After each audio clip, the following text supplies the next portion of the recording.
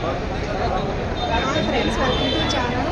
మేమైతే కోయంబత్తూరు వెళ్తాం. ఈషా క్రియేషన్ ఉంటుంది, అక్కడికి బుట్టింగ్లో వెళ్తాం. వాళ్ళందరూ మేము వీడియో పెడతాము, చూసి సపోర్ట్ చేయాలి.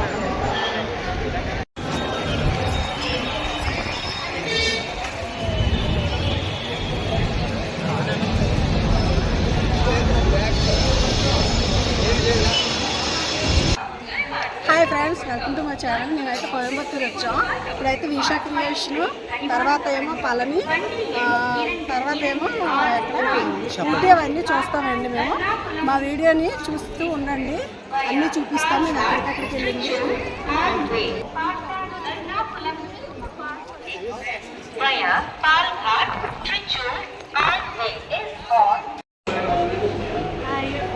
మేమైతే కోయంబత్తూరు వచ్చామండి. కోయంబత్తూరు స్టేషన్ దగ్గర దిగిపోయాము. దిగితే అవుట్ చూసారు కదా, బయటకు వెళ్తాం అనమాట. స్టేషన్ బయటికి ఆపోజిట్లోనే మేము రూమ్ కూడా తీసుకున్నామండి. స్టేషన్ ఆపోజిట్లోనే.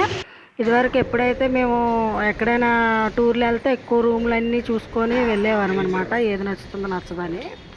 ఇక్కడైతే మాకు వెళ్ళగానే ఈ రూమ్ అయితే బాగా నచ్చింది. హోటల్లో అయితే నచ్చింది బాగా.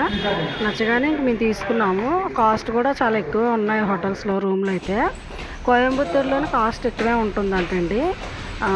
మేము ఇప్పుడు దిగిన రూమ్కి వెళ్తున్నాం కదా, మా హస్బెండ్, పిల్లలు, మేము దిగిన రూమ్ అయితే ఇప్పుడు 3000 అండి. ఇది పర్ డే 3000 పే చేసుకున్నాము.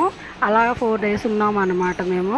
అంటే ఇంకా అన్నీ చూడాలి కదా, పళని అవన్నీ చూడాలనేసి మేమైతే ఇక్కడ ఎదురుగుంట అయితే కొంచెం లాంగ్గా ఉన్నాయి ప్రతిదీ కూడా. మేము వెళ్ళినవన్నీ కూడా 3 గంటలు 4 గంటలు ఇలా ప్రయాణాలు అన్నమాట. అందుకే మేము రైల్వే స్టేషన్ ఎదురుగా అయితే రూమ్ అయితే తీసుకున్నాము. దూరంగా ఏమీ తీసుకోలేదు. రైల్వే స్టేషన్ ఎదురుగా ఉన్నాం, చూసాం కదా. రూమ్లోకి వస్తాము, రూమ్ అంతా చూసుకుంటున్నాం, చెక్ చేసుకుంటున్నాము. నచ్చితే తీసుకుందాం అనేసి. రూమ్ అయితే చాలా బాగుందండి. అంటే 3000 ఎక్కువ అనేసి అనుకున్నా కూడా మా బడ్జెట్కి అయితే ఎక్కువ అది. కాకపోతే మాకు రూమ్ బాగా నచ్చింది, నీట్గా ఉంది, పర్వాలేదు. హాట్ వాటర్ అన్నీ బాగానే ఉన్నాయి. రూమ్ అయితే బాగా నచ్చింది. వైఫై కనెక్షన్ కూడా ఉంది, వైఫై కూడా ఉంది. ఎక్కడికి వెళ్ళినా కూడా బస్ స్టాప్కి, రైల్వే స్టేషన్కి దగ్గరగా ఉందనేసి మేము అయితే అక్కడ దగ్గరలో తీసుకున్నాము. మేము రూమ్కి వెళ్ళి అంతా ఫ్రెష్ అప్ అయిపోయి తయారైపోయాం. చూసారా, పిల్లలు, నేను, మా హస్బెండ్ పక్కకి వెళ్ళిపోయారండి. బస్ స్టాప్కి వచ్చాము మేము. కోయంబత్తూరు బస్ స్టాప్ దగ్గర బస్ స్టాప్కి వచ్చి పళని వెళ్తున్నామండి. ఫస్ట్ మేము పళని టికెట్స్ అండి, బస్ టికెట్స్ అవి. మనిషికి 87 రూపాయలు, ఒక మనిషికి 87. పళని వచ్చాం. అంటే జర్నీ మాత్రం 3 గంటలు ఉంటుందండి. ఫస్ట్ మనం ఎక్కడైతే మేము రూమ్ దగ్గర దిగామో అక్కడ నుంచి ఆటోకి అయితే వెళ్ళాలి. మనిషికి 30 రూపాయలు ఆటో బస్ స్టాప్కి. అలాగా తర్వాత బస్ ఎక్కాలి. బస్ ఎక్కిన తర్వాత 3 గంటల జర్నీ అనమాట పళనికి వెళ్ళాలంటే. ఆ 3 గంటల జర్నీ చేసి వచ్చి అక్కడ పళనిలో దిగాము. మేము వచ్చేసరికి చాలా లేట్ అయిపోయింది.